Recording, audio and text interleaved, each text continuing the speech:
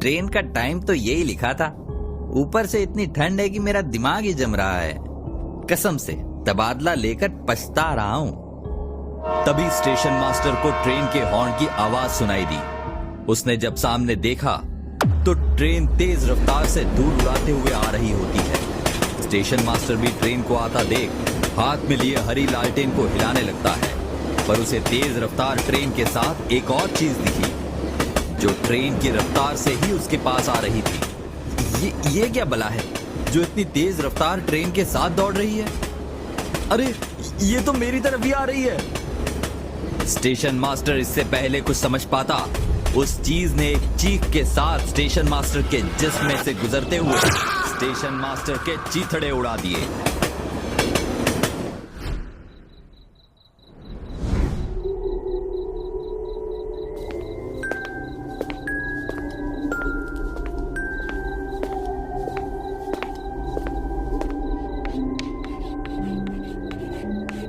पूरा स्टेशन शमशान की तरह सुनसान पड़ा हुआ है। ना आदमी है और ना कोई परिंदा, बस यही एक इंसान दिखा है। जरा पूछूं तो मेरी ट्रेन किस प्लेटफॉर्म पर आने वाली है?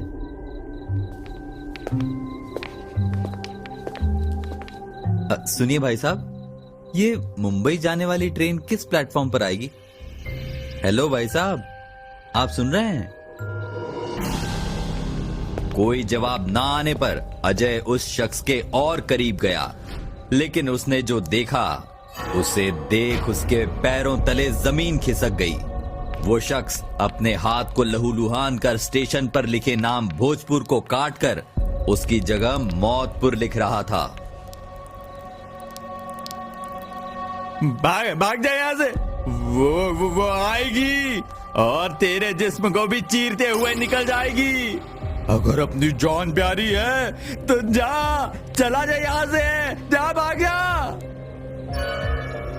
इतना कहकर वो पागल शख्स खुद ही भाग गया कि तभी अजय की पीठ थपथपाते हुए किसी ने कहा, आप कौन और इस वक्त यहाँ स्टेशन पर क्या कर रहे हैं? एक्चुअली मुझे मुंबई जाना है, ये रही मेरी टिकट। अब मुझे पता नहीं है कि ये ट्रेन किस प्लेटफॉर्म पर आएगी। आप कुछ बता सकते हैं?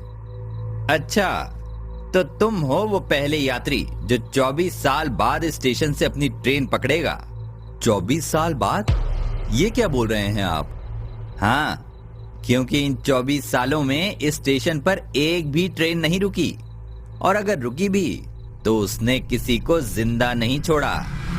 ऐसा क्या हुआ था 24 साल पहले, और कौन लोगों को जिंदा नहीं छोड़ेंगे? स्टेशन मास्टर साहब, मुझे डर लग रहा है। डरते क्यों हो? उसने अपना इंतकाम ले लिया है, अब वो किसी को नहीं मारेगी। चलो मैं तुमको इस स्टेशन की कहानी सुनाता हूँ। वैसे भी तुम्हारी ट्रेन आने में अभी वक्त है। तो आज से 24 साल पहले यहाँ एक स्टेशन मास्टर था, मनोहर।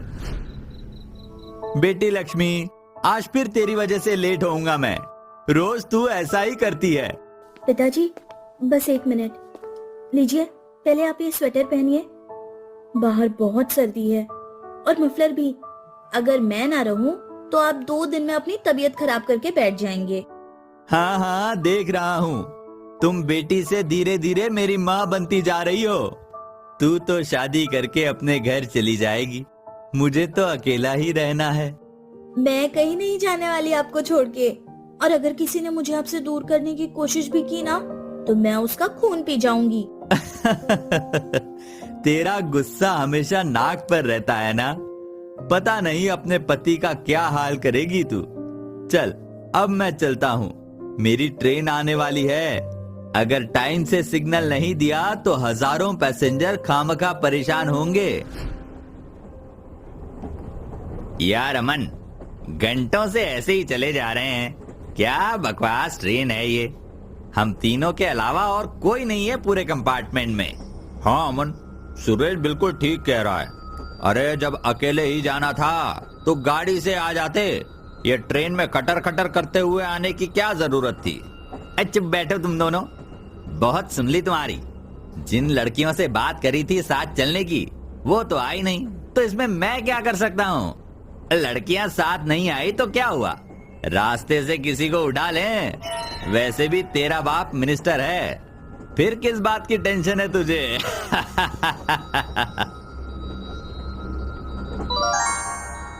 अच्छा रुको, मैं करता हूं कुछ इंतजाम, सबको मजा आएगा।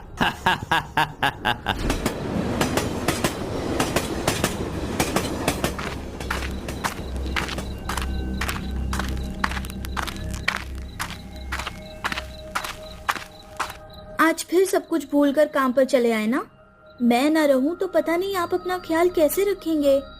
अच्छा हुआ तू आ गई, बहुत तेज भूख लगी हुई है। मनोहर ने जब भूख की बात करी तो लक्ष्मी ने मनोहर को खाने का डिब्बा, स्वेटर और मफलर पकड़ाते हुए कहा, अच्छा रुको, मैं अभी पानी लेकर आती हूँ, फिर दोनों साथ खाना शुरू करेंगे। इतना कह लक्ष्मी पानी लेने के लिए बड़ी ही थी कि तभी एक ट्रेन आकर स्टेशन पर खड़ी हुई। यात्रीगण कृपया ध्यान दें, मुंबई जाने वाली ट्रेन प्लेटफॉर्म नंबर 2 पर आ चुकी है। लक्ष्मी पानी लेने के लिए जा ही रही थी कि तभी ट्रेन का दरवाजा खुला और अमन, सुरेश और राहुल तीनों दरवाजे पर खड़े लक्ष्मी को देख हंस रहे थे। अरे मौका सही है, मैं तो कहता हूँ उठा लें। हाँ अमन, उठा ले, किसी को कुछ पता नहीं चलेगा। ना ट्रेन के कंपार्टमेंट में कोई है और ना स्टेशन पर। जब किसी को कुछ पता ही नहीं चलेगा तो फिर डर कैसा? और भूल मत, तेरा बाप मिनिस्टर है, मिनिस्टर।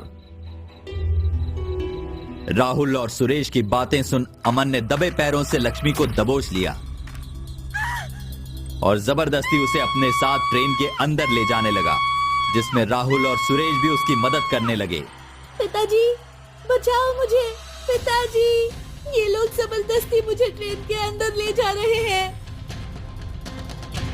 लक्ष्मी की चीख सुन मनोहर तुरंत ही लक्ष्मी को बचाने दौड़ पड़ा, लेकिन तब तक अमन, राहुल और सुरेश लक्ष्मी को ट्रेन के अंदर लाकर दरवाजा बंद कर चुके थे। मेरी बेटी को छोड़ दो, मैं तुम्हारे हाथ जोड़ता हूँ, छोड़ दो मेरी बेटी को। मनोहर अपनी बेटी को बचाने के लिए गिड़गिड़ा ही रहा था कि ट्रेन भी एक हॉर्न के साथ चलने लगी। मनोहर भी ट्रेन के साथ साथ दौड़ने लगा। लक्ष्मी किसी तरह खुद को बचाकर खिड़की के पास आ गई और उसने अपने पिता को देख रोते हुए बोली, पिताजी मुझे बचा लो, ये लोग बहुत गंदे लोग हैं। लक्ष्मी रोते हुए बोल ही रही थी कि अमन ने लक्ष्मी के बाल पकड़े और खिड़की में दे मारा, जिससे उसके सर से खून निकलने लगा। लक्ष्मी के साथ ये सब होता देख मनोहर को सदमा लग गया था, लेकिन ट्रेन की रफ्तार इतनी तेज हो चुकी थी कि मनोहर का पैर फिसला और एक चीख के साथ ट्रेन ने उसके भी टुकड़े कर दिए।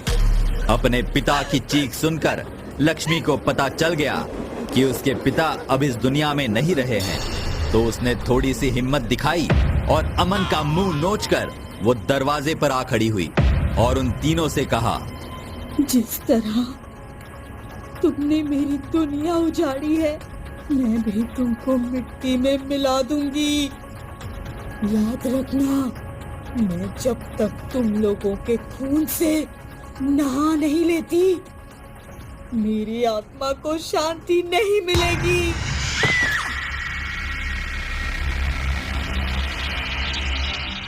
पर आपने तो कहा था कि लक्ष्मी ने अपना बदला ले लिया है। उसने तो ट्रेन के आगे कूदकर अपनी जान दे दी थी, फिर उसका बदला कब पूरा हुआ? लक्ष्मी की मौत के बाद उसकी आत्मा इस स्टेशन से गुजरने वाली हर ट्रेन का पीछा करती है और जो भी उसके रास्ते में आता वो उसके चीथड़े उड़ा देती। इस डर से पैसेंजर ने यहाँ उतरना बंद कर दिया और धीरे धीरे ट्रेनें भी यहाँ नहीं रुकने लगी। लेकिन फिर उस ऊपर वाले ने अपना इंसाफ दिखाया और 24 साल बाद फिर से वो तीनों एक साथ इसी रास्ते से मुंबई जा रहे थे।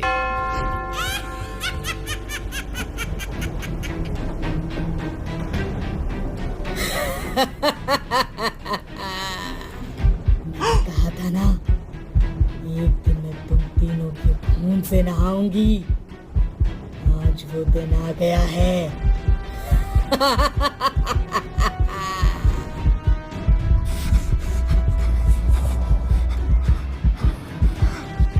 तुमने मुझे बर्बाद कर दिया, मुझसे मेरा सब कुछ छीन लिया। मैं तुम्हें जिंदा नहीं छोड़ूंगी।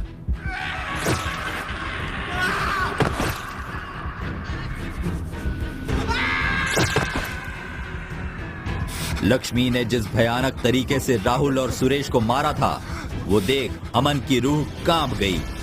वो तुरंत लक्ष्मी की आत्मा के सामने गिड़गिड़ाता हुआ बोला, मुझे माफ कर दे, मुझे माफ कर दे।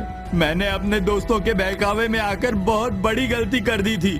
मैं अपने गुनाह के लिए बहुत शर्मिंदा हूँ। मैं बस अपने पापा को ढूंढने जा रहा था। अगर पता होता कि तू मेरी मौत बनकर मेरा इंतजार कर रही है तो मैं कभी इस रास्ते से नहीं गुजरता। मुझे पता था तू अपने बाप को ढूंढता हुआ इस रास्ते से जरूर गुजरेगा, इसलिए मैंने तेरे बाप को पहले से ही अपने पास रखा हुआ है। वो देख। अमन ने जब लक्ष्मी की नजरों का पीछा किया तो उसे अपने सामने अपने मिनिस्टर पिताजी को देखा, जो अपनी बाहें फैलाए अमन को गले लगाने को तैयार थे। जिस तरह मेरे पिताजी मुझे तड़पता देख मर गए, उसी तरह तेरे पिताजी भी तुझे तड़पता देखकर मर जाएंगे।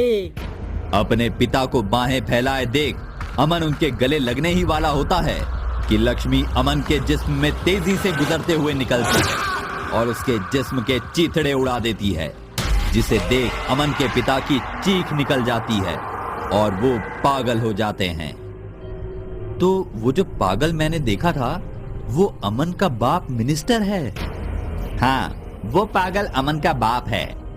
अभी ये सब छोड़ो और अपनी ट्रेन पकड़ो।